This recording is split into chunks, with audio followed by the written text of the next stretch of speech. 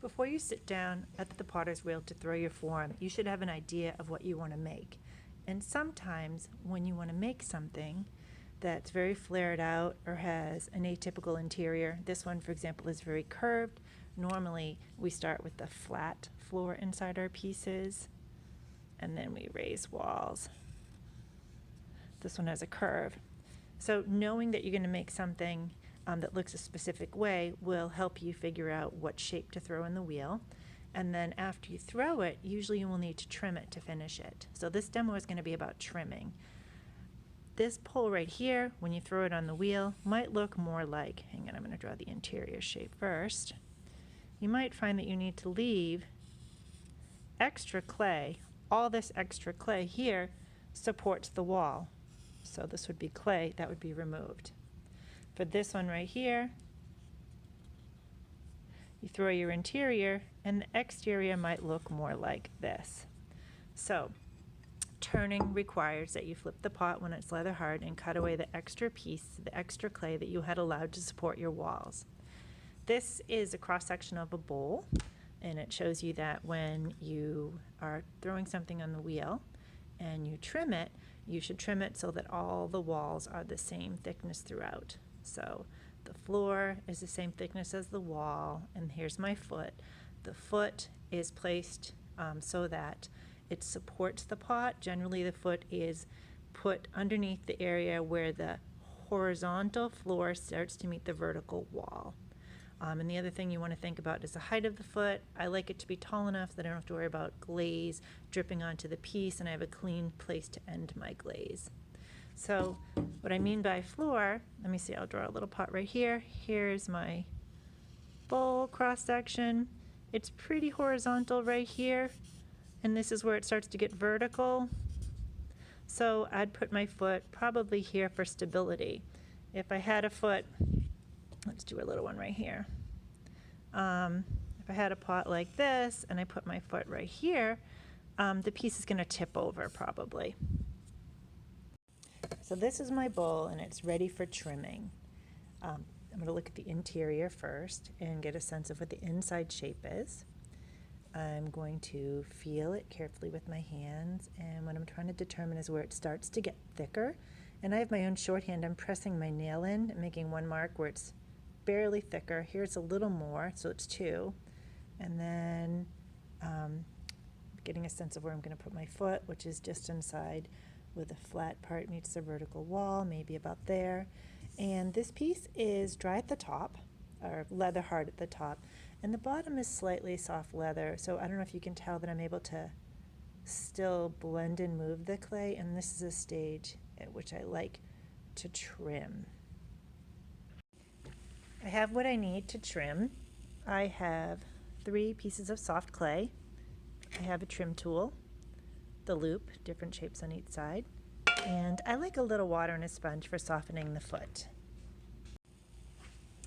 Okay, so now I'm ready to center, and I like to tap it on center. So my left hand's my spotting hand. You can see there's a little wobble here. I'm going to slightly tap it with my right and wait and see if it finds center. Nope, that's worse. Okay, to me that looks good. So I'm going to stop the wheel, put my left hand on top so it won't move, and place these 3 cylindrical pieces of clay equidistant from each other.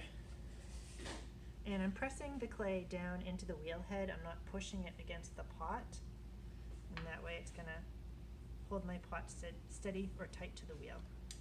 So the first thing I like to do is trim the extra clay off the side, and you know I already made my plan. I used my fingernail marks to get a sense of where I can trim more or less. So I like to hold my left hand in an L, and I like to brace it on my right. My arms are hugged to my body, and I'm going to cut away the clay from the outside.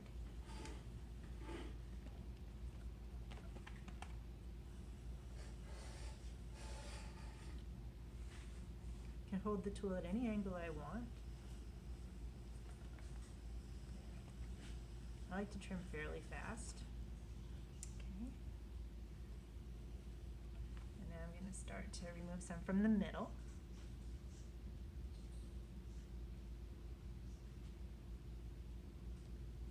picking a point in the center and pulling straight out towards me.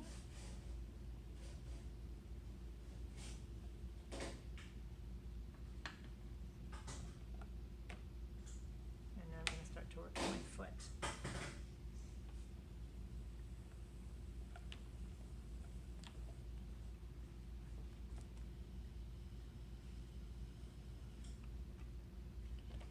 So I've got foot defined. Now I can flatten the middle a little more.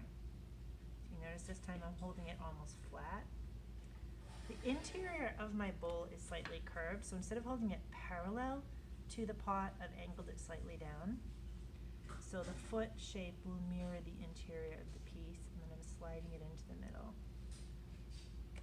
Right, so I've got that started, and now my foot's a little wonky, and I'm going to work on that. By wonky, I mean it's sharp edges, it's high-low. So what I'm going to do now is lay the tool on the top of the foot at a slight angle, and as I spin, I'm going to rock it or arc it in.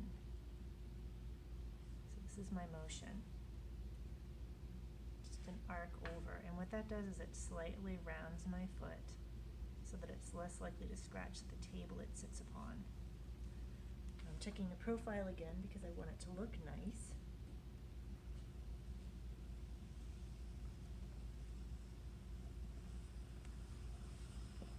I like to define the foot. There. So.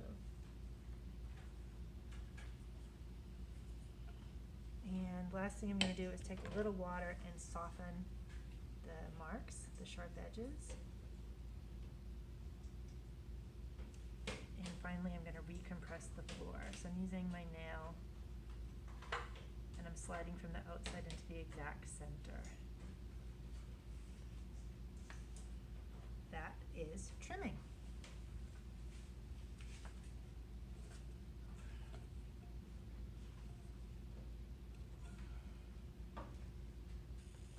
Okay, now when you take the pot off, you've removed the extra clay and you have something that is visually lighter.